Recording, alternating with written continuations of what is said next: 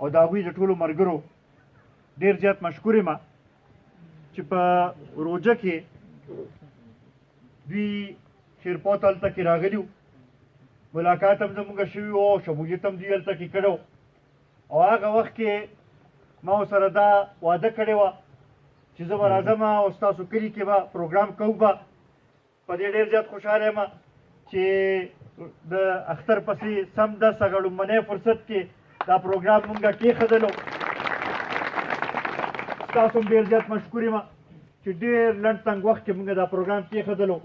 ما له پته د زمیندارۍ رزم دي او ډېر لنډ تنګ وخت کې دا پروګرام کېښودلی شو خو دلته کې چې ستاسو دا ګڼ تعداد زه وینم ستاسو دلته کې دا مینه او اخلاص زه وینم زه ستاسو ډېر زیات مشکور یم چې دا کم عزت تاسو مونږ له راکړو دا به همیشه همیشه زه یاد ساتم عزتمندو ما نه مخکې بابر علي ورور هم خبرې وکړې نن خصوصا زه په دې ډېر زیات خوشحاله یم چې دې پروګرام کې زیاتتر ځوانان موږ سره شامل شو او که موږ وګورو نو زموږ د ملک دې وخت کې د آبادۍ لویه حصه چې دغه ځوانان دي یو وخت و چې تحریک انصاف په دا دعوه لرله چې یاره ځوانان ټول موږ سره دي خو نن چې هغوی ته حکومت میلو شو د هغوی کارکردګي خلکو ولیدله د هغوی نااهلي خلکو ولیدله د هغوی د غلطو پالیسو په نتیجه کې چې ګرانۍ کې اضافه وشوه بېروزګارۍ کې اضافه وشوه نو نن ټولو کې زیات د هغوی نه مایوسه چې دي هغه ځوانان دي او دې نه تاسو اندازه وکړئ چې نن زیاتتر ځوانان چې دی هغه موږ سره شامل شو نو دې نه دا پته لګي چې دوی چې کوم هغه دعوه کوله نن هغه غلطه شوه عزتمندو تقریبا دا درې کاله د موجوده د پی ټي آی چې دی په پوره پاکستان کې د حکومت شو مدینې د ریاست بنیاد ایښودلو خبره دوی کړې وه د نوې پاکستان جوړولو خبره یې کړې وه د 1 کروڑ نوکرو ورکولو خبره یې کړې وه نظام بهتر کولو خبره یې کړې وه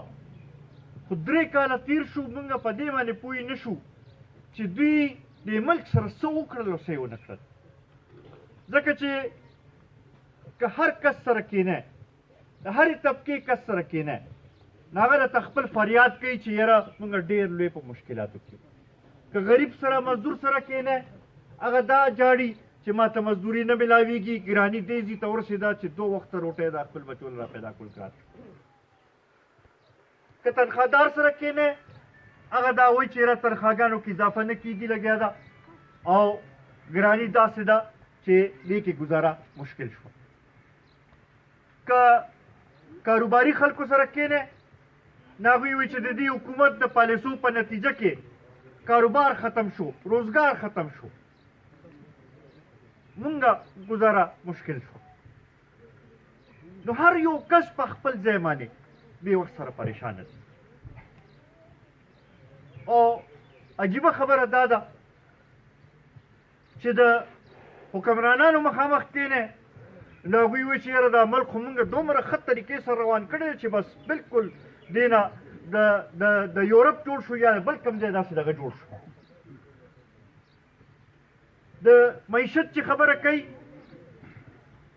هر څوک په دې خبرې باندې پوهېږي چې نن معیشت خراب روان دی خو چې د پی ټي آی د چا تقریر وره نو تاسو به وایئ چې یاره چاته زما خیال په بل ملک کې دغه دی ځکه چې هغه خو په دومره دغه وکړي چې یاره معیشت دومره ښه شو روزګار دومره زیات شو بل ورځ مې د وزیر اعظم صاحب بیان کتلو وایي چې یاره دې کال ګاډي زیات خرڅ شو نو درې دا مطلب دی چې معیشت ښه شوی دی خلکو سره پیسه زیاته راغلې ده ځکه زیات ګاډي اخلي لګیا دي وزیر اعظم صاحب په اسلام آباد کې بهر سټي کې په وزیر اعظم هاوس کې بهر سټي کې دلته دې مټې ته راشه دې غریبانو ته تپوس وکړه چې 2 وخته روټۍ څنګه ځانله پیدا کړي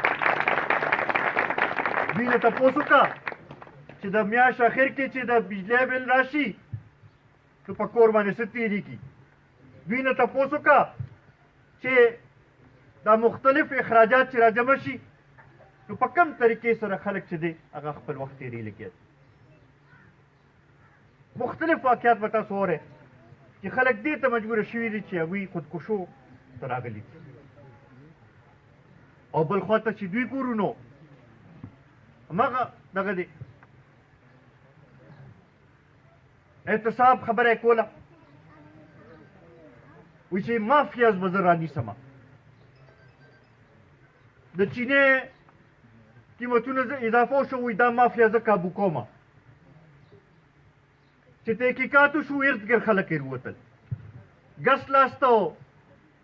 ښي لاسته چې کوم کسان ناست وو هغه ووتل پکې هغه خبره عملته کې رکاو شو د وړو بحران راغی تحقیقات وشو ښي لاس او ګس لاسته چې کوم کسان ناست وو هغه یې ووتل هغه شی عملته کې رکاو شو اوس پرې خو موږ پوه نه شو چې دا څه شي احتساب ته وکړو صرف چې د اپوزیشن طرفه څوک لږ سخت خبرې دوی ته وکړي د هغه خلاف کیس هم جوړېږي او هغه ګرفتاري هم کېږي اوس پورې خو موږ ونه لیدل چې چا نه دوی څه داسې دغه کړي دا د دوی په حکومت کې چې څه ووتل دا بله ورځ به تاسو کتلي چې د پنډۍ ارد ګرد چې کوم د روډ جوړولو خبره ده په هغې کې د دوی خپل وزیران ټول ووځي عجیبه خبره دا ده چې د دوی په چا باندې الزام ولګي و چې یاره استعفا به ترې واخلو خیر دی بیا به وروسته نور ګورو خو چې د اپوزیشن کس باندې غلط الزام هم ولګي و چې یاره ګرفتار یې کړی و دی چې دی جیل کې واچوی و داسې به نه دغه کړو دا د کوم ځای انصاف دی مدینې ریاست داسې چلی د مدینې ریاست چې دی بنیاد داسې وي بیا که موږ وګورو نو په بېروزګارۍ کې چې کومه اضافه وشو د خو 1 کروڑ نوکری به ورکوم 1 کروڑ دلته ناست دا ځوانان چې دي زیاتر په دې خبرې باندې دغه چې یاره روزګار به میلاویږي بابرلي ما نه مخکې خبره وکړه چې ده خو به یې ویل چې یاره زه به د دې پاکستاني پاسپورټ چې دی د دې به یو لوی حیثیت جوړوم او خلک به بیا بهر روزګار له نه ځي واپس په دلته ملک کې راځي او روزګار به دغه کړي خلک خو واپس رالل خو روزګار ورته نه دلته میلاویږي او نه بهر میلاویږي لګیا ده 1 کروڑ مسلې دا به کم یاد کړئ عزتمندو هر لحاظ سره ناکامه شوی دی او همدغه وجه ده چې اوس خلکو سترګې چې دي هغه د نورو پاټو وړښت دی بیا خصوصا په پښتنو په سیمه کې د خلکو سترګې چې دي هغه قومي وطن پارټۍ اړخ ته ځکه دي چې ملي رهبر جناب افضل احمد خان شیرپا ته چې کله موقع میلاو شوې ده هغوی د قوم خدمت کړی دی ترقیاتي کارونه یې کړي دي خلکو له روزګار ورکړی دی مسایل یې حل کړي دي او همدغه مونږ ټولو خپلو وروڼو ته وایو چې راپاسئ زمونږ لاس مضبوط کړئ د قومي وطن پارټۍ دا اجنډه چې ده دا ټینګه کړئ د ملي رهبر جناب آفتاب احمد خان شیرپا لاس مضبوط کړئ انشاءالله مونږ تاسو له دا تصریح راکوو چې د دې قوم مسایل به مونږ حل کوو به او دا قوم به د ترقۍ په لار به روان وي جناب آفتاب احمد خان شیرپا قومی وطن پارٹی کارکنان قومی وطن پارٹی اته کاله وشو زموږ صوبې کې د دې حکومت دا صوبایي حکومت خو موږ ته ښکاري نه دې روژې کې تاسو وکتل ګراني کم ځای ته رسېدلې وه یو ځای کې تاسو وکتل چې حکومت په حرکت کې راغلي چې یاره دا نرخونه چې دي دا کنټرول بالکل اړو د هغې اړو پته نه لګي بعضې وخت کې خو داسې محسوسېږي چې لکه اسلام آباد نه په ریموټ کنټرول باندې دا صوبایي حکومت زموږ چلی لګیا دی پنجاب والا چې دی هغوی اکثر د خپل وزیر اعلی شور کوي او د هغه نه فریاد کوي مونږ ورته دا ویل غواړو تاسو له هغه بزدار هېڅ که د محمود کیسې مو اورېدلې عزتمندو نن همدغه وجه ده ملک صاحب او د هغوی په شانتې نور کم خلک چې دي باشعوره خلک چې دي هغوی په دې خبرې باندې پوه شو چې یاره دا کمې دعوې او کم دغه چې د عمران خان کړي وو هغه ټول غلط دي او نن همدغه وجه ده چې خلک د قومي وطن پارټۍ اړخ ته ګوري زه ملک صاحب یو ځل بیا شکریه ادا کوم ستاسو هم بیا یو ځل شکریه ادا کوم چې موږ هم دا موقع راکړه موږ هم دا عزت راکړو دا لوز تاسو سره کوو چې څنګه شهید وطن حیات محمد خان شیرپا د قوم لپاره د سر قرباني ورکړې وه خو د قوم نه رستو شوی نه موږ هم که ضرورت راغی د وینې قرباني به ورکوو خو تاسو هم رستو کېږو نه او انشاءالله